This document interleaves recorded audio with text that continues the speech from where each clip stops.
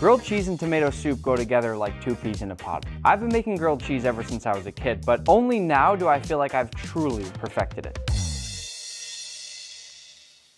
My very first step whenever making a grilled cheese is starting off with the tomato soup. I just call it a sheet tray soup, and that's because everything is gonna happen on this tray right here. It's probably the easiest soup you'll ever make. For this one, all we do is layer down a bunch of tomatoes, preferably tomatoes that are still on the vine, because just by looking at them and even smelling them, you know that they're fresh. I'll move this off to the side. Then I'll quarter up a nice yellow onion. I guess if you really love onion, you could always do more, but since it's a tomato soup, I want the tomatoes to be the hero. Chop off all those little edge pieces. And the third and final main ingredient in this tomato soup is garlic, which I'll open by smashing down. And again, because I don't want anything to be overpowered, I'm only gonna use one whole clove. Make sure you smash that clove open with the palm of your hand and your knife. That way it's gonna really release all of that extra garlicky flavor, and it'll almost spread throughout the sheet tray when you cook these tomatoes. Once we've chopped up the rest of our ingredients, I will spread the garlic nicely throughout the sheet tray. And then same thing with your onion. Go ahead and wedge that all throughout the tray just so it's spread nice and even. We'll hit everything with a nice, generous drizzle of olive oil, a good even coating of salt, and to finish, some fresh cracked black pepper. Really try to cover everything as much as you can. It's gonna give you more flavor while it cooks. This is why I call it a sheet tray soup. This whole tray of ingredients is now gonna cook in the oven at 425 Fahrenheit until it's nice and softened. And like I said, easiest soup you'll ever make. While our soup is in the oven, let's work on that grilled cheese. For the grilled cheese, I'm gonna use 3 different types of cheese on the inside. The first is Fontina. The second, the one I'm trimming right now, is a nice soft Gouda. And the third, which to me you can't make a grilled cheese without, is a classic block of cheddar.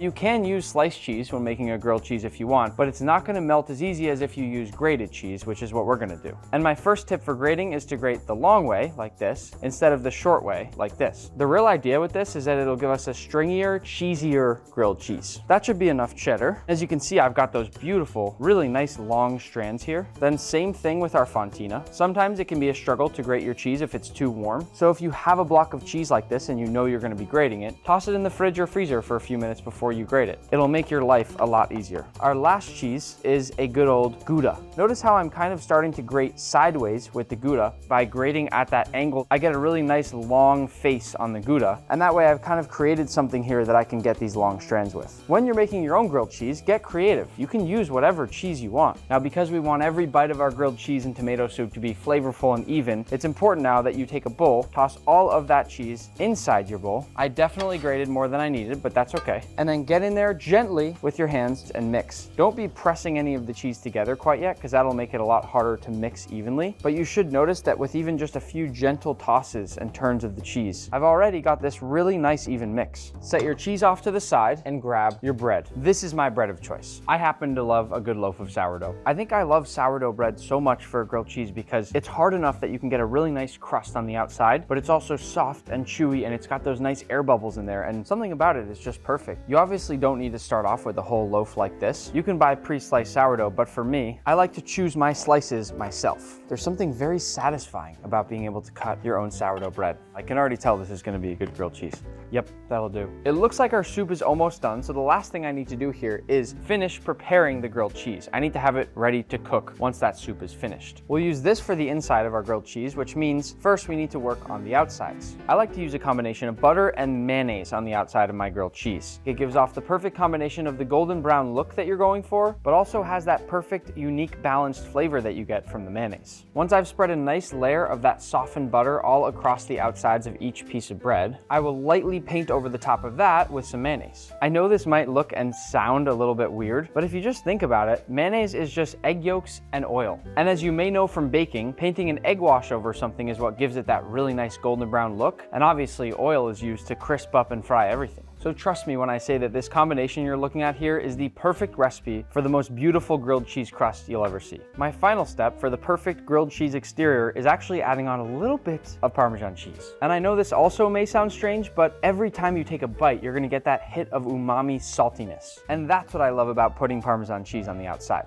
Now that the outsides of our grilled cheese are ready, I'll place them down on a wire rack, just so we don't ruin all of that hard work. And now it's time to build the more important part, the cheesy inside. I've found that the best way to do this part is to put all of the cheese on one side. You want to pack it down just enough that it's going to hold there, nice and strong. And you'll also notice that I really like to get up close and personal with my grilled cheese here, because it is key that you look at every single angle and make sure that you've filled in all those little holes with extra cheese. I don't mess around with my grilled cheese. The other thing is make sure you don't have too much cheese, because then you're going to struggle to melt it. And I'm guilty of this. It is very easy to get too excited and put way too much cheese on there. But this to me looks like the perfect amount, which means we can close it up. I'll move it off to the side because it's time to finish off our tomato soup. Wow, oh my gosh. I can't even begin to describe the smell that comes off of this tray when you pull it out of the oven. That is stunning. While I let this cool down for a moment, you might have noticed that I have this saucepan that's been kind of resting off to the side throughout our cooking process here. And what I'm gonna do with that is fill it up with water and get that up to a nice quick boil. This is kind of our safety backup liquid if our tomato soup needs to be thinner. But whether or not you need extra liquid is gonna be very dependent on what kind of tomatoes you use and even what time of year you're making this recipe. It really all comes down to how much water is in those tomatoes. And I actually see that we have a lot of liquid, so we might be fine without extra water. I'm going to shift my tomatoes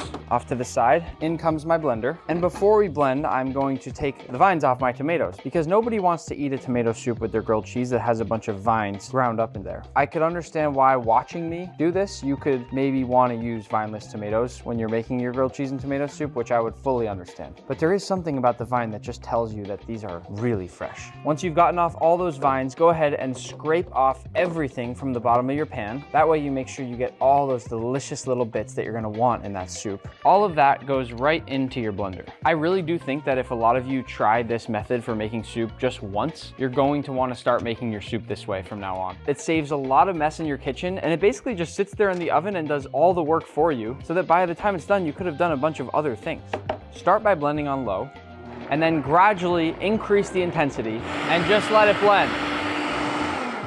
Now you should already be able to see that it's pretty silky and creamy, but I am noticing that we need a bit more water. So what I'll do is pour a bit of that boiling water onto our tray, and then I'll mix it around just to get all the extra flavor off the tray, anything we might have missed. And this should help to make it even smoother and the correct consistency. Now let's blend again. Now we're starting to get really almost light and foamy, which for me means it's time we can start to finish it up. So I'll add in a little splash of cream, then a touch more of fresh cracked black pepper, and just the tiniest pinch of salt. And I'll just give it one final gentle blend. Just a touch more liquid. I'm only fine-tuning my soup at this point. And with that, my soup is done. Ooh, that is exactly what we're going for. A soup that looks like this, I call it fluffy, because it really is almost light and airy and a little bit fluffy. Follow those steps that we just went through and you'll get this beautiful velvety tomato soup. And despite its incredible looks, the best part really is the taste. My tomato soup is done. I'll sit it off to the side and just let it sit on low heat. We don't want to boil it because that could ruin it. Now for the main event, the grilled cheese. Cooking grilled cheese is not easy. It sounds like one of the most basic and simple foods, but it's actually one that a surprising number of people struggle with. The difficult part about cooking a grilled cheese is that it's all about temperature control. You need to make sure that the inside is melted and the outside is toasted, and that all happens together at the same time. To cook, start your pan out with a bit of butter over medium heat, and then place down that grilled cheese. That's the sizzling sound that I'm going for. Nothing too intense, but just enough that you know the pan is nice and hot. As a first step, kind of like cooking a steak, I'm gonna gently press down on all parts of my grilled cheese to make sure that I'm getting even contact across the whole pan. That, of course, will lead to even browning. And at this stage, it's really all about focus. If you see any signs of any burning, turn that heat down just a little bit. When you start to smell and feel like you have a nice golden bottom, go ahead and flip. This is actually a good demonstration because I can see that this side of my pan is not browning as much as this side. So all I'm gonna do is slide the pan up just a tiny bit. That should keep things more even on this other side. And about now in the cooking process is when I like to start putting on that lid. What that's gonna do is you'll slowly see the lid start to fog up here, and that's basically gonna create some steam on the inside and ultimately melt down some of that cheese. Nobody likes a grilled cheese where all the cheese on the inside isn't melted. Oh my God, a volcano. Whoa, that's amazing. That means I need to turn down my heat though.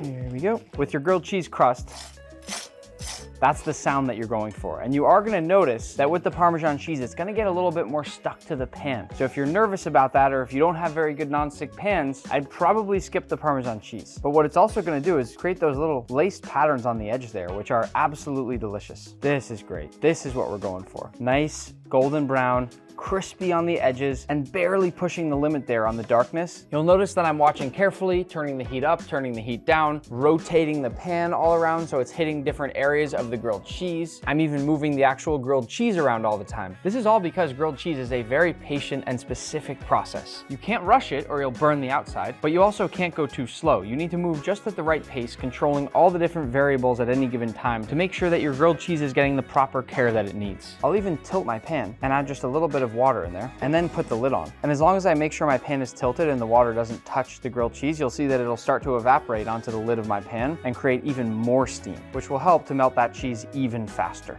Once I think the cheese is melted, my one final step, working quickly, is to clean off the center of my pan. Then all across the center, I'll grate some Parmesan cheese in basically the exact footprint of what my grilled cheese looks like in the pan. Then I'll place that grilled cheese down right over that Parmesan cheese, and one more time with the lid, just to keep melting it. We'll let that set. Let's not get too excited and burn anything now. We have this incredible tomato soup. We have a perfect grilled cheese. Don't try to work too quick. This is gonna take you time. What we're basically creating is a final, thicker crust of Parmesan cheese just on one side of the grilled cheese, because the flavor that that's gonna bring to every bite is incredible. If you think about it this way, it takes you an extra 90 seconds to make this extra crust on the grilled cheese, and it makes it about twice as good. When I start to see some smoke, usually that means that I can start to pull it up. Oh gosh, listen.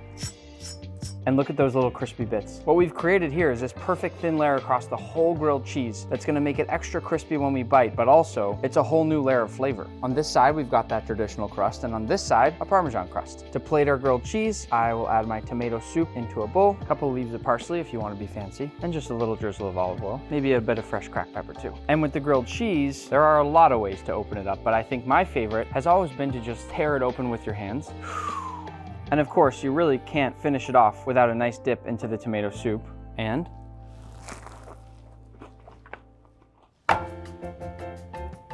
it's so good.